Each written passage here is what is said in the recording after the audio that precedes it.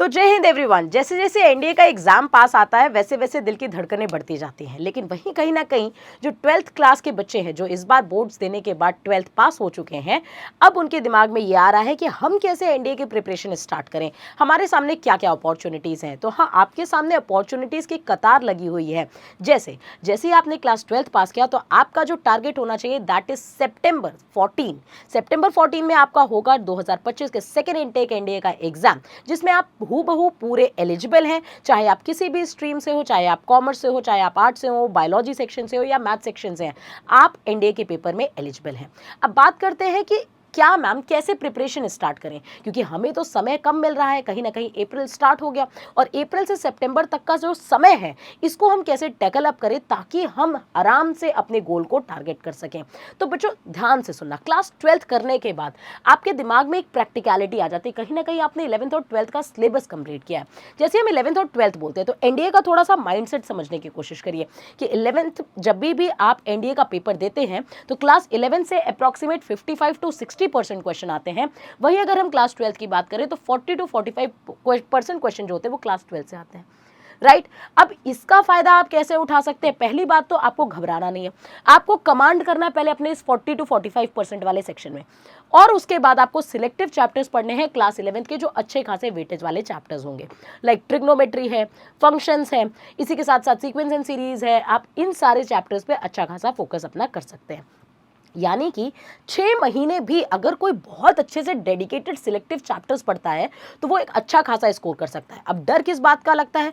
डर इस बात का लगता है कि मैम इंग्लिश इतना वास्ट चैप्टर, मतलब जिसको पढ़ना पड़ेगा आपको, साथ ही साथ जीएस जो पहाड़ की तरह सब्जेक्ट दिखता है, इसको हम कैसे क्रैक करें। जब भी हम प्रिपरेशन करते हैं तो हमारे दिमाग में एक सॉर्ट ऑफ व्यू बहुत अच्छे से क्लियर होना चाहिए कि क्या पढ़ना है वो तो ठीक है, लेकिन क्या नहीं पढ़ना है ये भी आपके दिमाग में मैपिंग जरूर होनी चाहिए, क्योंकि जो नहीं पढ़ना है उस पर फोकस भी नहीं करना, ना ही उस पर टाइम वेस्ट करना है। विजन अगर क्लियर रहेगा तो आप सक्सेस की तरफ उतनी ही तेजी से दौड़ पाएंगे। जैसे सबसे पहली चीज 3 पिलर्स ऑफ एनडीए, आप समझिए इस बात को। सबसे पहले आता है मैथ्स, जिसके 300 नंबर आते हैं, मतलब 300 नंबर का पेपर होता है मैथ्स का पेपर, जिसमें 120 सवाल आते हैं। वही अगर हम बात करें साइंस, तो साइंस में फिजिक्स आती है अकेले 25 नंबर की, वही केमिस्ट्री और बायोलॉजी मिला के 25 सवाल आते हैं, तो ये हो जाते हैं आपके टोटल 200 नंबर। और अगर हम बात करें इंग्लिश की, तो इंग्लिश में आते हैं आपके 50 सवाल और 50 सवाल आते हैं 200 नंबर के। यानी यहां पे अगर हम बात करें, क्योंकि आप अगर साइंस स्ट्रीम से हैं तो आपके पास 300 प्लस 200 प्लस 200, यानी यहां पे टारगेट हो गया 700 नंबर का। आप अगर 700 पे भी फोकस कर रहे हैं तो आपको कैसे फोकस करना चाहिए ये आपको क्लियर होना चाहिए, क्योंकि बहुत वास्ट सिलेबस नहीं है, इन सबका बहुत ही कंसाइज सिलेबस है जिसको आप लिमिटेड समय पे अपना कंप्लीट कर सकते हैं। मैथ्स में 300 नंबर में अगर आप 100 नंबर भी गेन करते हैं तो एक ठीक ठाक स्कोर माना जाता है, राइट। तो आपका जो सुपर इंटेलिजेंट बच्चे हैं उनको तो अपना आराम से टारगेट करना चाहिए 150 प्लस मार्क्स, लेकिन अगर आप 100 नंबर प्लस भी अपना स्कोर रखते हैं तो it is a good and decent score, right. वही अगर हम साइंस की बात करें तो केमिस्ट्री और बायोलॉजी जो है वो 10th लेवल की केमिस्ट्री और बायोलॉजी आ रही है। फिजिक्स थोड़ी सी टफ लेवल आती है जिसको आपको सिलेक्टिव पढ़ करके अपना स्कोर कर देना है।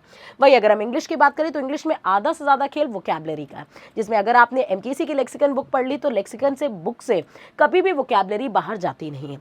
नेक्स्ट अगर हम बात करें, थोड़ा सा कट ऑफ एनालिसिस कर लेते हैं 2023 तक का। जैसे आप देखेंगे 300 की रेंज में 2023 में कट ऑफ आए। 2023 में कितना कट ऑफ गया? रिटन के एग्जाम की बात करें 301। 2022 की बात करें तो 360 गया था, 2021 में 343 गया, 2020 में गया था 342, 2019 में गया था 342, 2018 में गया था 388। वही अगर मैं आपको बता दूं कि आपको पता होना चाहिए कि जो आपकी कट ऑफ 2024 के फर्स्ट इनटेक की थी, तो जो फर्स्ट इनटेक की कट ऑफ थी वो थी 291। वही अगर बात करें सेकेंड इनटेक की तो इसकी कट ऑफ थी 290। मतलब डेली डेली कट ऑफ गिरती जा रही है। अभी जो पास्ट ईयर में, मतलब यानी कि जो 2024 में जो हमने कट ऑफ देखी वो अभी तक यूपीएससी की सबसे गिरी हुई कट ऑफ आई, मतलब सबसे ज्यादा लोएस्ट कट ऑफ आपके सामने आया। हाँ, कहीं ना कहीं पेपर का स्टैंडर्ड भी बढ़ा, लेकिन आप ये देखिए कि कट ऑफ को भी गिराने की जरूरत पड़ गई। कहीं ना कहीं जब एनडीए का पेपर पहले होता था 8 लाख फॉर्म बच्चा भरता था, जिसमें रिटन क्लियर करता था 8,000 बच्चा। वहीं इस बार क्या है कि 8 लाख बच्चे ने फॉर्म अगर भरा तो आपके जो रिटन क्लियर कर पा रहे हैं कट ऑफ गिराने के बाद भी 7,000 बच्चे ही यूपीएससी सिलेक्ट कर पा रहा है। इसका मतलब ये है कि कट ऑफ चाहे जितनी गिरा दे लेकिन सिलेक्टेड बच्चों की क्वांटिटी भी कम होती जा रही है। इस बात का नतीजा ये निकल रहा है कि आपने अगर कुछ सिलेक्टिव चीज़ें पढ़ ली हैं और सही तरीके से पढ़ ली तो आप कट ऑफ से कहीं से भी दूर नहीं रहेंगे। देखिए बॉयज़ की जो वैकेंसी है वो अप्रॉक्सीमेटेड आपकी 400 वैकेंसी, मतलब टोटल 400 वैकेंसी आती है, जहां गर्ल्स की वैकेंसी थोड़ी सी हमें कम देखने को मिलती है। तो लड़कियों के लिए जो सेफ स्कोर होता है, मतलब अगर आप अच्छा स्कोर, गुड स्कोर की बात करें, तो उनको कहीं ना कहीं अपना टारगेट रखना होता है 450 प्लस। वही अगर हम बॉयज़ की बात करें तो you should have to plan for your scoring 400 marks. Although cut off तो बहुत नीचे रह गया, कट ऑफ तो कहीं ना कहीं 490 नंबर ही 290 नंबर ही रह गया, लेकिन मैं आपको इतना हाई स्कोर इसलिए बता रही हूँ क्योंकि जब आप टारगेट 400 करेंगे तब जाके आप 350 स्कोर कर पाएंगे, और रिटर्न में जो आप स्कोर कर देंगे वो आपको कहीं ना कहीं मेरिट होने में बहुत ही ज़्यादा फायदा करेगा। 900 नंबर का आपका रिटर्न का पेपर होगा और 900 नंबर का ही आपका एसएसबी भी होता है, तो एसएसबी की आपको सेपरेट कट ऑफ क्लियर करनी होती है, राइट। नेक्स्ट अगर हम बात करें कि 12th और 11th के थोड़े से टॉपिक्स देख लेते हैं, यानी जो आप फाउंडेशन बैचेस में पढ़ते हैं, 11th और 12th में कंबाइंड सिलेबस देखते हैं। तो क्लास 12th में अगर मैथ्स का सिलेबस देखें तो आपके सामने ये दिख रहा है, relation and function, inverse trigonometric function, matrices and determinant, ये अकेले 10 सवाल लेकर के आता है, ये एक चैप्टर ये अकेले 10 सवाल लेकर के आ रहा है। Continuity, differentiability, application of derivative, integration, साथ ही साथ application of integration, definite integration, vector और 3D मिला के 10 सवाल आते हैं, है ना। कहा तो ये जाता है कि अगर आपने मैथ्स के पेपर में 35 सवाल भी सही कर लिए तो आपका मैथ्स का पेपर का कट ऑफ क्लियर हो जाता है। 120 सवाल में केवल 35 सवाल की बात हो रही है। वही अगर 11th के चैप्टर्स की बात करें तो ये आप देख सकते हैं, तो आपको केवल और केवल सिलेक्टिव चैप्टर्स पढ़ने हैं। इन सिलेक्टिव चैप्टर्स के दम पे आप आराम से एनडीए क्लियर कर सकते हैं। साथ ही साथ अगर रही जीएटी की बात, ठीक है, मैथ्स में तो आप यहाँ से केवल और केवल सिलेक्टिव चैप्टर्स पढ़ लिए, जैसे आप मैट्रिक्स एंड डिटर्मिनेंट पढ़ लीजिए, राइट। आप मैट्रिक्स एंड डिटर्मिनेंट पढ़ने के साथ साथ आप इनवर्स ट्रिग्नोमेट्री चाहे तो छोड़ सकते हैं, एप्लीकेशन ऑफ डेरिवेटिव जरूर पढ़ लीजिए, इंटीग्रेशन पढ़ लीजिए, डेफिनेट एप्लीकेशन ऑफ इंटीग्रेशन भी पढ़ लीजिए, वेक्टर 3D पढ़ लीजिए, एंड प्रोबेबिलिटी गलती से भी मत छोड़िए। यहाँ पे अगर आपको पढ़ना है ट्रिग्नोमेट्रिक फंक्शन पढ़ लीजिए, क्वाड्रेटिक एंड कॉम्प्लेक्स नंबर जरूर पढ़ लीजिए, पीएनसी भी पढ़ लीजिए, पीएनसी अच्छा चैप्टर है। बायनोमियल से आते 3 सवाल है, लेकिन ये चैप्टर केवल 2 दिन का है, अगर आप ढंग से पढ़ लेंगे तो आप इसको आराम से कवर कर लेंगे। आप यहाँ कोनिक सेक्शन छोड़ सकते हैं, स्ट्रेट लाइन भी छोड़ सकते हैं, स्ट्रेट लाइन से भी मतलब पिछले बार तो एक भी सवाल नहीं आया, उससे पहले 4-5 सवाल इससे देखे जाते थे।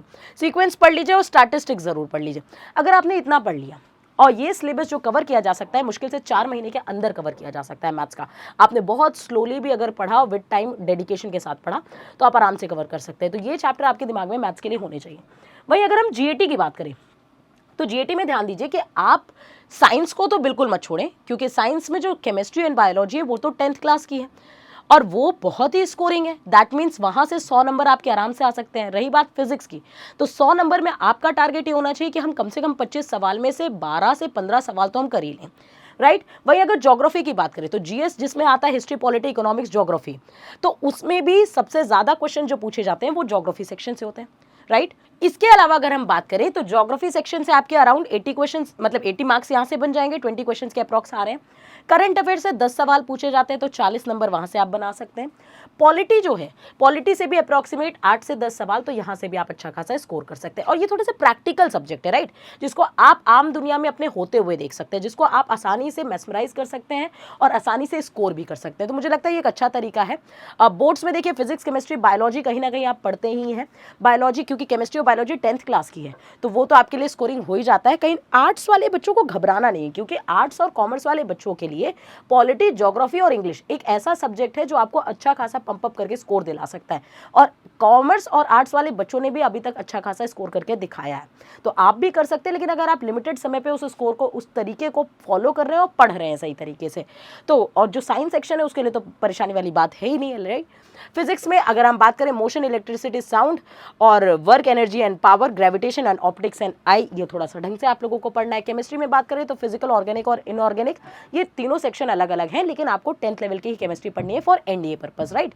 तो ये आपके दिमाग में होता है। बायोलॉजी की अगर हम बात करें तो cell, tissue, heredity and evolution, diseases, vitamin and साथ ही साथ सिस्टम, कैसे respiratory system, circulatory system, nervous system, excretory system and digestive system, up to 10th level की बायोलॉजी, राइट। लेकिन थोड़े से उन बायोलॉजी के सेक्शन में आपको ध्यान देना है जो डे टू डे लाइफ में आप यूज करते हुए दिख रहे हैं, ठीक है।